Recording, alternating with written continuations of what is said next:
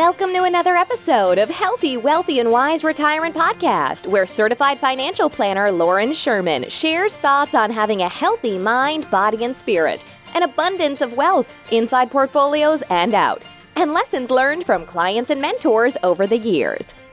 Hello, everyone. As always, I am your host, Loren Sherman, and today we're going to talk about how to disinherit your grandkids. This is not the type of how-to you would see pop up on Google's most popular searches. With that said, when retirees sit down with us for their initial review, more often than not, their plans are accidentally set up to potentially disinherit grandkids. Be sure to check out our graphic in the show notes for an easy-to-understand way you can see this in action. But first, let me start with a quick story about a couple I've worked with for years, Paul and Carol. I first met Paul and Carol as an introduction from Carol's sister, primarily to help them with their Medicare transition, as Carol was about to turn 65 and Paul retiring at 67. As we wrapped everything up Medicare related, they asked some additional questions about a grandson with special needs. This grandson was one of 11 grandchildren in total from their 4 kids. After digging a bit deeper, I realized that Paul and Carol had an attorney who had helped put together an estate plan, an investment advisor who looked after their retirement plans, and an insurance agent who handled all of the insurance. What they did not have was anyone looking after the big picture as a whole. I see this situation often and regularly describe this using a puzzle analogy. If you dump a puzzle onto your kitchen table and everyone immediately grabs individual pieces to work with, your progress will likely be slowed and disorganized. But if you have the box in front of you and you can see the big picture, it's much easier for everyone to work together toward the common goal. Retirement planning is similar in that you need someone looking at the puzzle box so that everyone can work in harmony. Even with some nuanced planning that comes with having a grandchild with special needs, Paul and Carol's situation seemed pretty straightforward. As we started digging, I quickly realized how Paul and Carol's desire for their estate and how it would be passed to the next generations did not align with reality. Let's dive into our couple's first mistake. Paul and Carol used a local attorney who did not particularly specialize in trusts and estate plans. The attorney did a fair job of creating the documents, but Paul and Carol were never advised to fund their trust, meaning they never put any assets into it. As obvious of a step as this may sound, I've seen this fairly often, and the attorney often points the finger at the investment advisor, while the investment advisor does the same to the attorney. Regardless, Paul and Carol had essentially created an expensive stack of papers that would be meaningless without some changes. Moving on to their second mistake. I also noticed that a couple of Paul's old life insurance policies still had his father as the beneficiary, who had since passed away. Paul thought, no problem, our will says everything goes to each other, and if we both die, it's split equally between the kids. What Paul did not realize is that beneficiary designations trump instructions of a will. Even worse, the benefit cannot pay out to a deceased beneficiary, so it would have gone back into his estate, triggering additional costs and delays due to the probate process.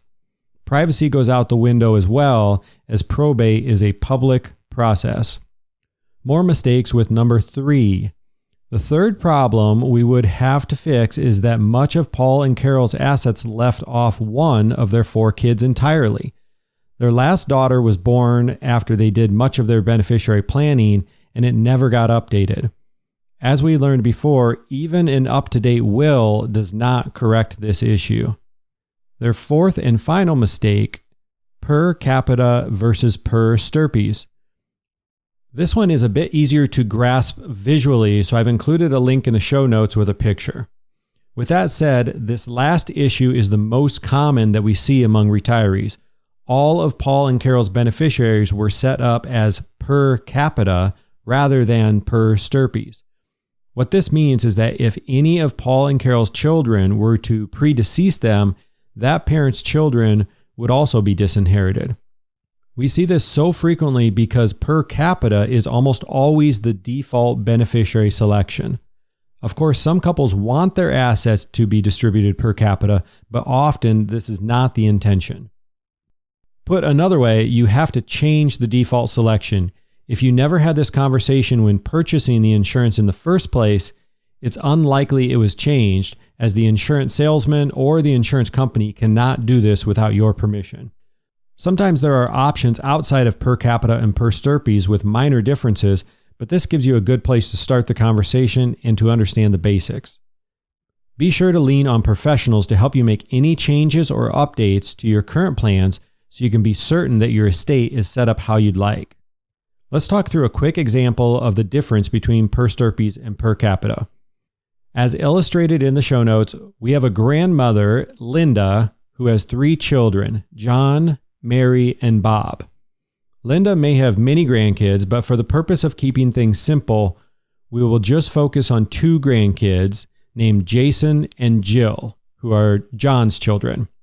So once again, we have Linda at the top as the grandmother, then John, Mary, and Bob as their 3 kids, then John's 2 children, Jason and Jill. Of course, parents never want to outlive any of their kids, but proper planning is all about preparing for as many circumstances as we can. This is especially true regarding beneficiary designations because it doesn't cost us anything more to get this right.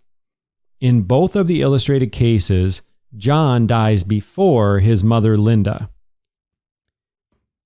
In the first scenario, Linda met with a financial advisor who helped her change her default selection and set up her beneficiaries with a per stirpes designation. When Linda eventually passes away, her grandkids, Jason and Jill, still split the inheritance their dad, John, would have received, even though he died before his mother, Linda. In the second scenario, Linda set up her beneficiaries with a per capita designation. This time, when Linda dies, her grandkids have been disinherited and receive nothing. Now, you may argue that it's rare that kids pass away before their parents, and, thankfully that's true. So it's very possible that this could be a mistake in your planning, but you never realize it and it never affects anyone. On the flip side, we could say this about a lot of things in life. We could go years and years without making a claim on our homeowner's insurance, and from a practical standpoint, it wouldn't have mattered if we even had it. You could drive around for years without liability insurance on your car, and as long as you don't get into an accident or pulled over, no one would be the wiser.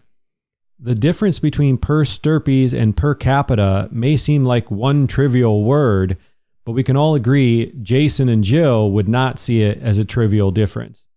This is often the world of financial planning where minor changes can have significant impact. Well, that's all for today. We will be back in 2 weeks to chat more. Until then, check out our show notes for any links or resources that we discussed on the show. Or if you'd like to meet our team and learn more, head on over to healthywealthywiseretirement.com.